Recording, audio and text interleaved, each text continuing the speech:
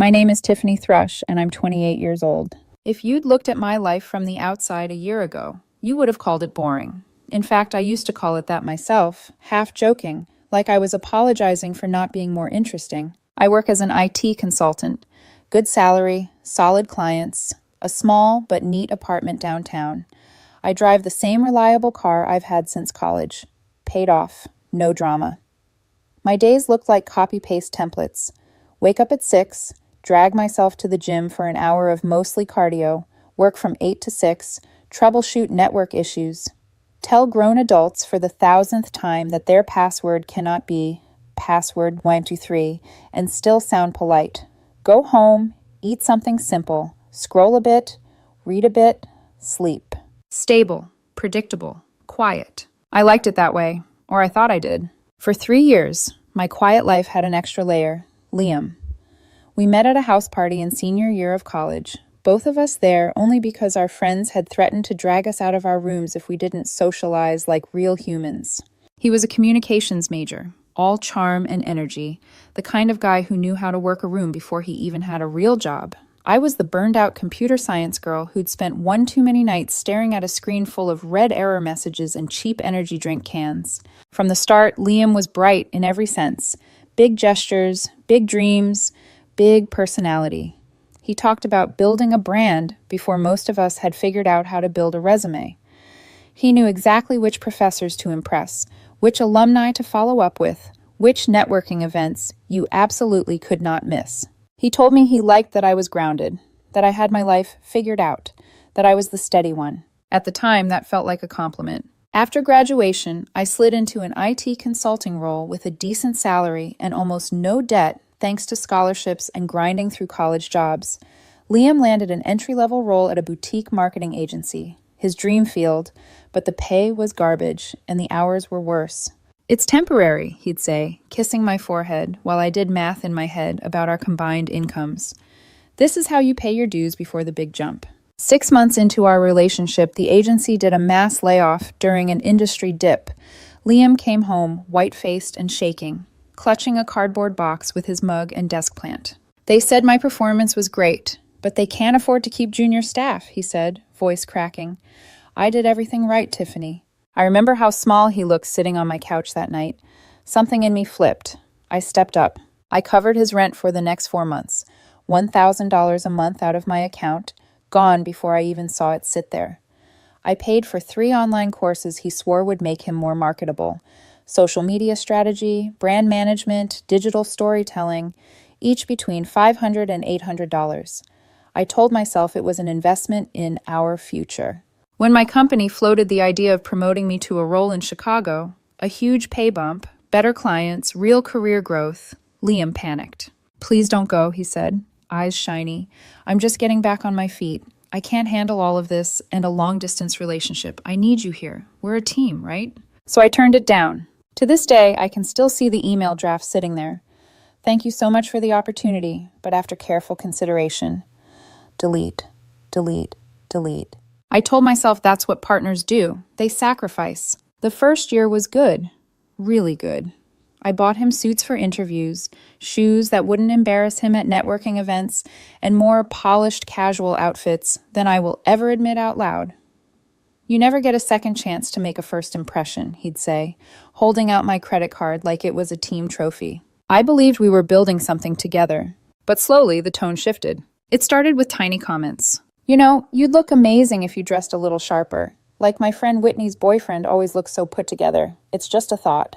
Or, "You should network more, Tiff. Sitting behind a computer all day is safe, but it's not exciting. People don't get that." I brushed it off. He was under pressure, trying to break into a cutthroat industry. Of course he was comparing himself to other people. Of course he was restless. I told myself he didn't mean it the way it sounded. Except I started noticing other things. His phone, always face down when I walked into the room. The sudden late-night strategy sessions at coffee shops across town. The way he dressed just a little too nicely for an informal brainstorming meetup. Whenever I asked, he'd laugh it off. "Tiffany, you're overthinking," he'd say, pressing a kiss to my temple and already half out the door. This is how relationships die, you know, mistrust.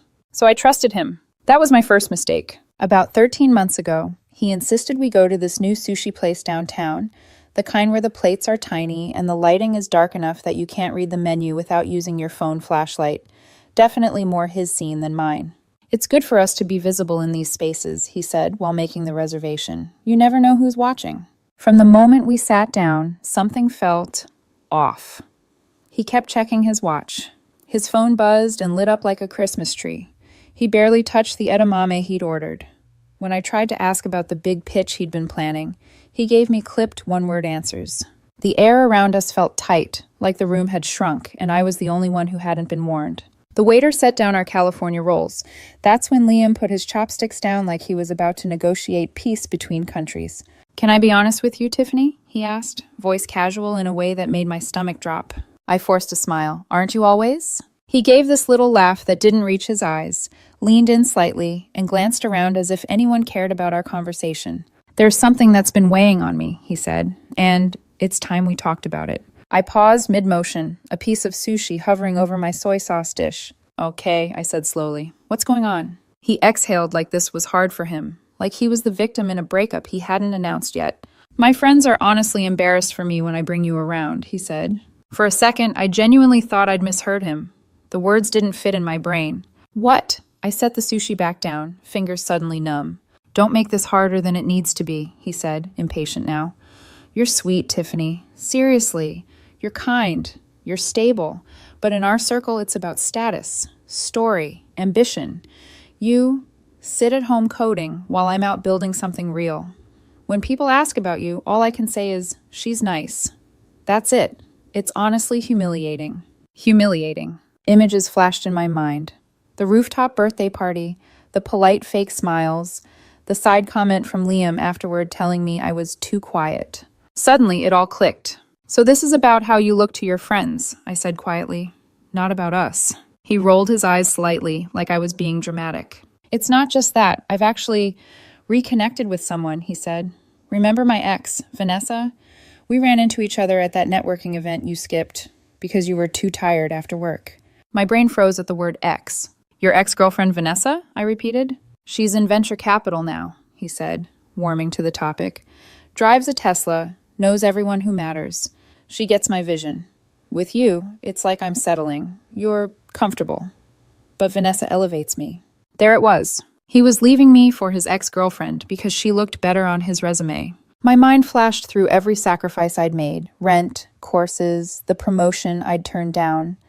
The nights I'd worked myself to exhaustion and still showed up for him. I could have argued. I could have begged. Instead, something inside me went very still. "So," I said, my voice weirdly calm, "you're breaking up with me over sushi because your friends are embarrassed and your ex looks more impressive." He nodded, almost relieved I was keeping up. "It's not personal," he said. "I just need someone who matches where I'm going. You're stable, but stable is boring. Vanessa challenges me, and my friends already love her.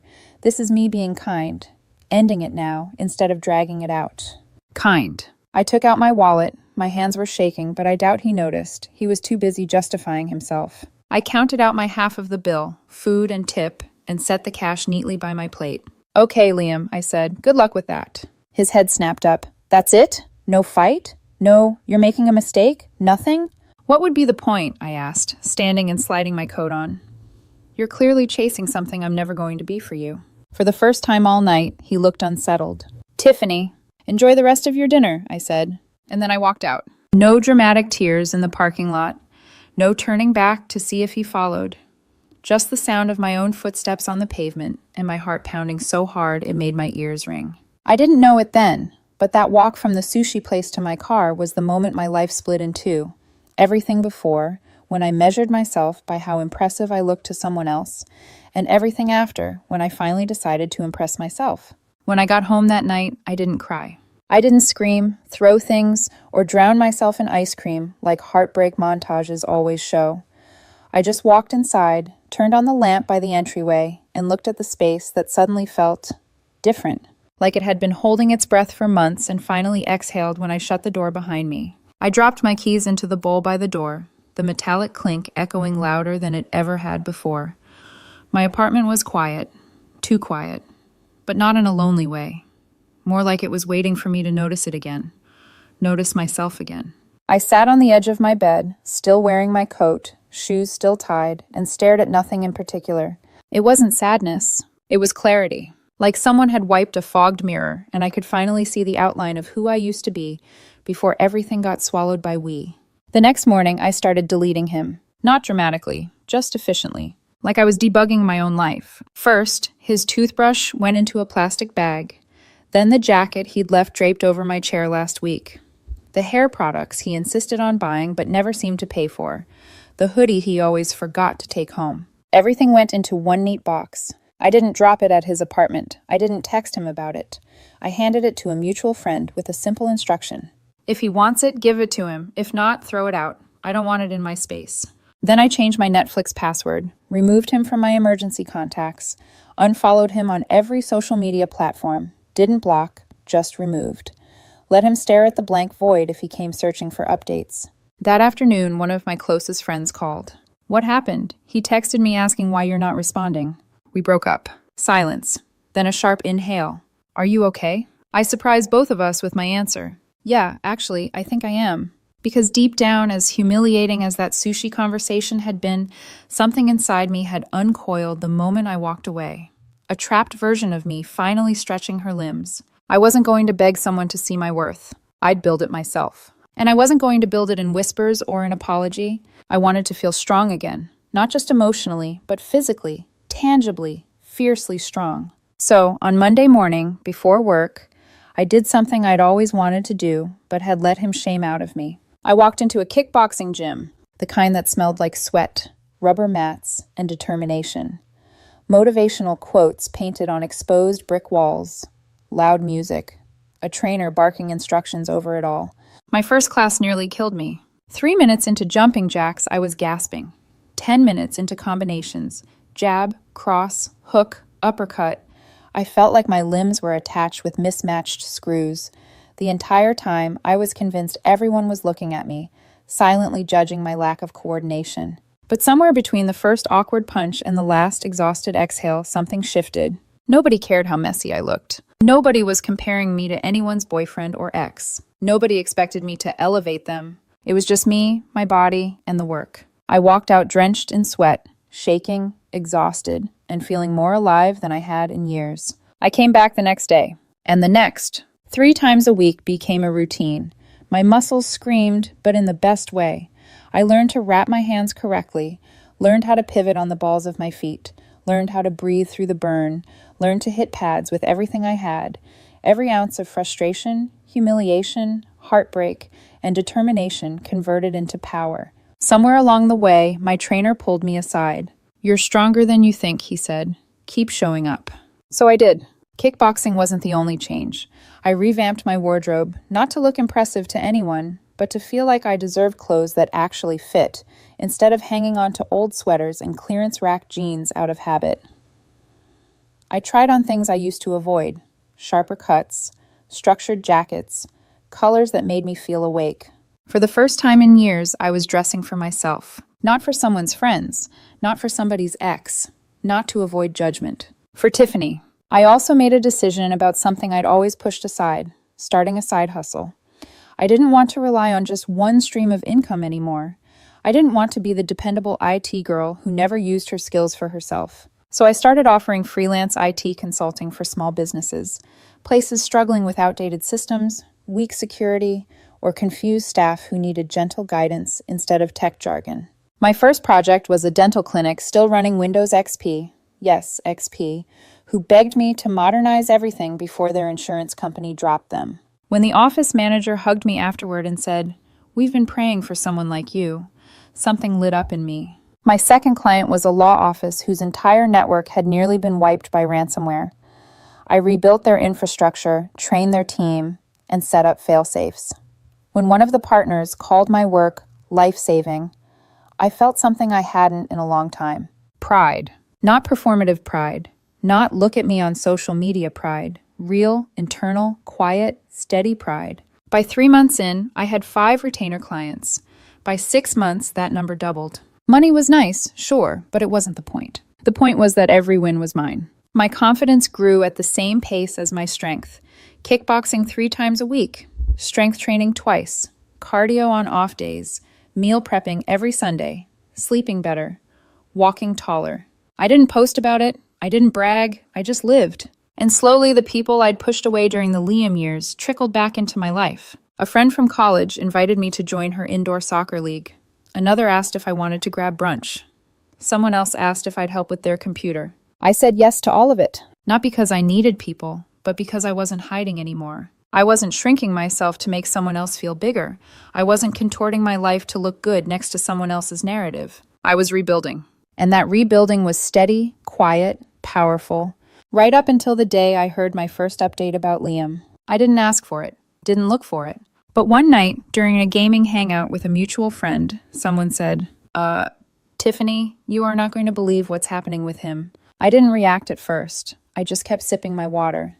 But inside, I felt it, a tiny flicker of curiosity. Not longing, not nostalgia, just curiosity. Because when I walked out of that sushi restaurant, I never imagined someone else's vision of better could fall apart so spectacularly. Turns out I was wrong. I didn't go digging for gossip. Honestly, I didn't care enough to go looking. But life has a way of dropping information in your lap exactly when you're strong enough to hear it without flinching. It was a Thursday evening. I had just finished a brutal kickboxing session, sweat still drying on my skin, knuckles aching pleasantly from pad work, when my phone buzzed with a message from a mutual friend. Hey, you might want to hear this. I almost ignored it, but something, morbid curiosity maybe, made me open the voice note that followed. The second their voice came through, the tone told me everything. Pity mixed with disbelief. You know that ex of yours? Things are bad. I didn't reply. Not because I wanted to appear unbothered, but because the part of me that had once bent itself into knots over Liam's reactions simply didn't exist anymore. Still, the details came spilling out over the next week through mutuals, group chats, little slips in conversation. The venture capital girl boss, who had supposedly swooped in and elevated him, a con artist. Not metaphorically, not in a dramatic, exaggerated way. Literally. Fake LinkedIn credentials, fake firms, fake investors, fake charity events, fake startup, fake everything, except for the debt. She'd done it all before in other cities too. A trail of ex-business partners and ex-boyfriends left with empty bank accounts and embarrassing credit card statements. Apparently the Tesla she drove? Leased under someone else's name. The fancy restaurants and glam events they posted about? Charged to credit cards she never intended to pay off. And Liam, my ex who left me because I wasn't impressive enough for his circle, had fallen for all of it so fast he didn't even see the ground disappearing beneath him. He paid for her flights to non-existent meetings, covered temporary cash flow issues, split dinners he thought were romantic, not realizing she brought him there because she didn't want security cameras catching her with another partner the night before. Funded a startup that existed only as a PDF pitch deck and a Wix website she slapped together at 2 a.m. By month 3, she had convinced him to co-sign a loan. Then she disappeared. Blocked him. Moved out. Vanished with the last bit of liquidity he had. By the time the truth came out, Liam was drowning in credit card debt, late fees, overdrafts, a ruined credit score, a reputation that made even his shallow friends step back and pretend they had no idea what was going on. The irony was so sharp I could have cut myself on it. Months earlier, his friends had laughed behind my back for being boring and unambitious. Now they were the ones avoiding him, embarrassed by association with a man who'd been conned on both the financial and social stage. Karma works fast when you stop blocking its path. Meanwhile, my life was, unexpectedly, settling into something bright. Kickboxing became the best part of my week. The trainer who once barked at me to fix your footwork now nodded approvingly when I executed a clean combo. My endurance shot up. My muscles carved themselves into lines I'd never seen before. Sitting, walking, even breathing felt different, like I was inhabiting my body for the first time. My freelance work blossomed. A small clinic referred me to another. A law firm referred me to 2 more. Each good review triggered waves of new clients who wanted someone competent, stable, reliable. Funny how boring becomes priceless once people actually depend on you. I wasn't rich, but for the first time, my money felt like it belonged to me. Every deposit in my bank account was proof of my own skill, not a sacrifice drained to keep someone else afloat. It was around this time that I met someone. Not dramatic, not cinematic, not a he walked in and the room spun moment. Just real. A casual invitation to a friend's backyard barbecue. A slow conversation that went from burger toppings to books to business goals.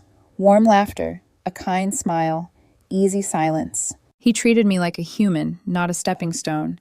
He saw me, not my status. He didn't elevate me, he respected me. That alone felt revolutionary. But we kept things slow. I wasn't looking for fireworks. I just wanted peace. And for the first time, I was getting exactly that. Which was probably why Liam's return into my orbit felt so surreal. The first message came at 2 a.m. Hey, can we talk? I've been thinking about us. I stared at the notification for maybe 3 seconds, then deleted it. No response. The next day, I know I messed up. Vanessa ruined me. I miss what we had. Please answer.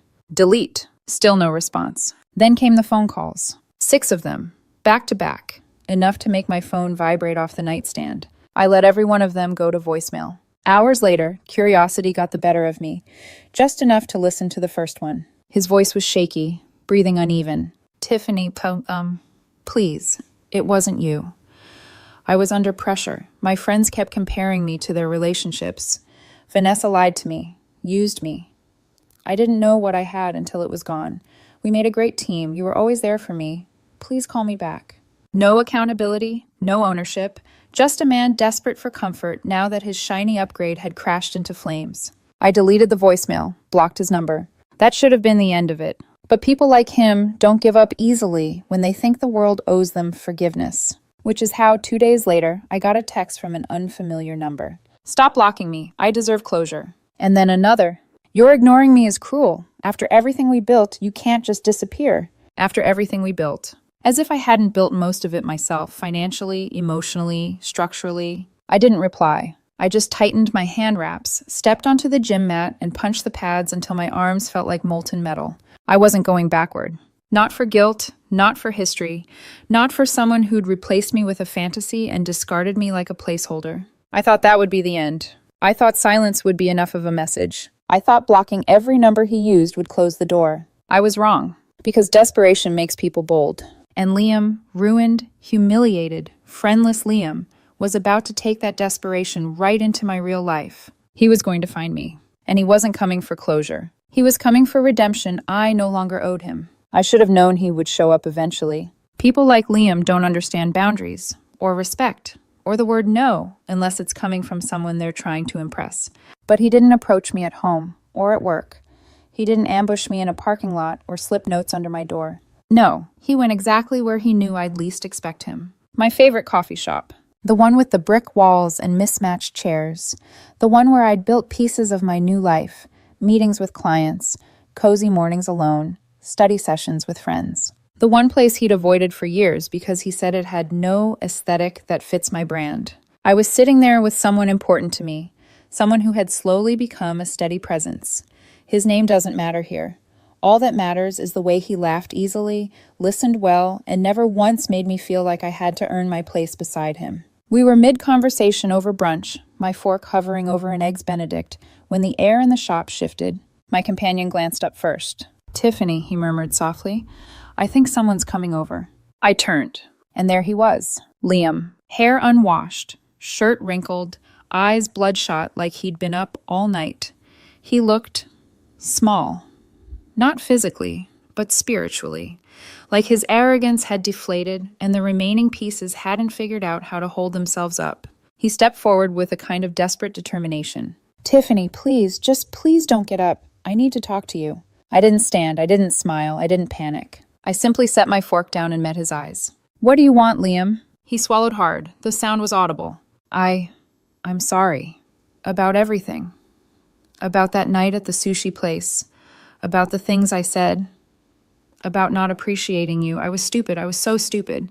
My companion stayed silent beside me, but I felt his presence like a warm shield at my back. Liam continued, voice cracking. She used me, Tiff. Vanessa used me for money, connections, everything. She lied about everything. Her job, her life, all of it. My friends haven't spoken to me in months. I lost my job. My credit's a mess. It's all gone. I'm alone. And He took a shaky breath. I just need you. You were the only real thing in my life. You were stable, grounded, kind. You're the only person who ever cared. I can't believe I threw that away for nothing. Please, can we just try again? Start over, please." His voice broke on the last word. The cafe was silent around us. A couple at the next table pretended not to listen.